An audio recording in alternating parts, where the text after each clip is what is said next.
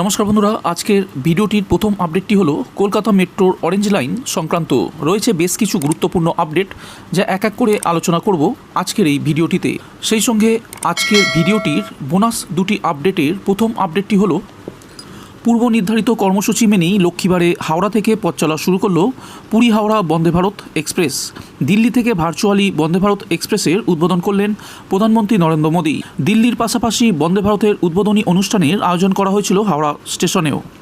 রেলের দাবি, বাংলার সঙ্গে পুরীর সম্পর্ক বরাবরই সুমধুর, সেই সম্পর্ককে আরও মধুর করে তুলতেই এমন উদ্যোগ।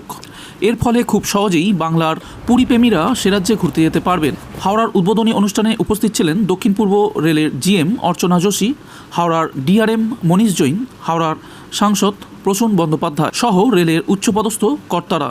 এদিন ঘড়ির কাঁটায় 12:30 ভিডিও কনফারেন্সের মাধ্যমে দেশের প্রধানমন্ত্রী নরেন্দ্র মোদী পতাকা নেড়ে পুরী হাওড়া বন্দে ভারত এক্সপ্রেসের শুভ উদ্বোধন করেন। ওই অনুষ্ঠানে হাজির ছিলেন রেলমন্ত্রী অশ্বিনী বৈষ্ণব সহ অন্যান্য বিশিষ্ট ব্যক্তিরা। অন্যদিকে উদ্বোধন উপলক্ষে এদিন বেলা 10:15 থেকে হাওড়া স্টেশনে নিউ কমপ্লেক্সে পুরী হাওড়া বন্দে ভারত এক্সপ্রেসের উদ্বোধনের সরাসরি সম্প্রচারের ব্যবস্থা করা হয়। প্রথম দিনেই যাত্রীদের পুরী যাওয়ার উন্মাদনা ছিল চোখে পড়ার মতোই। বন্ধুরা, এরপরে 2 নম্বর আপডেটটি হলো চিংড়িঘাটা মোড় ঘুরে মেট্রোকে কাজ শুরুর অনুমতি নগরপালের। মেট্রো স্তম্ভ নির্মাণের জন্য গত 4 দিন ধরে ইএম বাইপাসের চিংড়িঘাটা মোড়ে যান নিয়ন্ত্রণ করছে পুলিশ। চিংড়িঘাটা মোড়ের যে অংশ আটকে রেখে স্তম্ভ নির্মাণ হবে, বুধবার কলকাতার নগরপাল বিনীত গোয়েল সেই জায়গাটি পরিদর্শন করেন।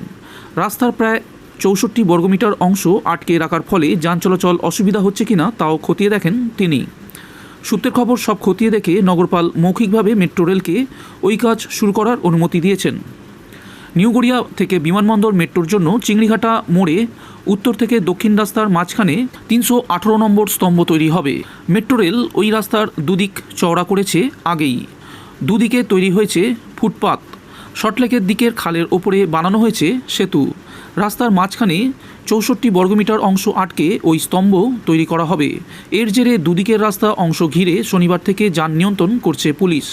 পুলিশ সূত্রের খবর, নগরপাল চলে যাওয়ার পরে এদিন দুপুর থেকেই মেট্রো রেল ওই অংশটি ঘেরা শুরু করেছে। ওই স্তম্ভের আগে রাস্তার পাশে আরও একটি স্তম্ভ অর্থাৎ 319 নম্বর তৈরির কথা রয়েছে। মেট্রোর নির্মাণ সংস্থা রেলওয়ে বিকাশ নিগম লিমিটেড চিংড়িঘাটা মোড়ের মাঝে 318 নম্বর স্তম্ভ নির্মাণের জন্য পুলিশের কাছে 45 দিন সময় চেয়েছে। সেই কাজেরই প্রস্তুতি শুরু করে দিয়েছে মেট্রো। বন্ধুরা, আজকের ভিডিওর শেষ মেট্রো আপডেটটি হলো অনুমোদন পাওয়ার নির্দিষ্ট সময়ের মধ্যে বাণিজ্যিকভাবে যাত্রী পরিবহন পরিষেবা চালু করা যায়নি। অগত্যা কমিশনার অফ রেলওয়ে সেফটির দপ্তর কলকাতা মেট্রোর অরেঞ্জ লাইনে কবি সুভাষ থেকে রুবি পর্যন্ত অংশ চালু করার সময়সীমা 5ই জুলাই পর্যন্ত সম্প্রসারিত করল। ওই তারিখের মধ্যেও এই লাইনে বাণিজ্যিক পরিবহন সম্ভব না হলে নতুন করে সিআরএস অনুমোদন নিতে হবে। 30শে জানুয়ারি কলকাতা মেট্রোর অরেঞ্জ লাইন পরিদর্শন করতে এসেছিলেন কমিশনার অফ রেলওয়ে সেফটির উত্তর পূর্ব সীমান্ত বিভাগের ভারপ্রাপ্ত কর্তা শুভময় মিত্র।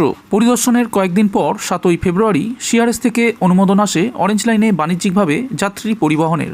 এই অনুমোদনের মেয়াদ থাকে 3 মাস, অর্থাৎ অন্তত 6 মের মধ্যে লাইনে বাণিজ্যিক পরিষেবা চালু করে দিতেই হতো। মের প্রথম সপ্তাহে অরেঞ্জ লাইনে পরিষেবা শুরুর জল্পনাও প্রবল হয়। মাসের 1 এবং 2 তারিখে কবি সুভাষ থেকে রুবি পর্যন্ত অংশে মহড়াও চলে, কিন্তু মহড়াই সার, পরিষেবা চালু হয়নি।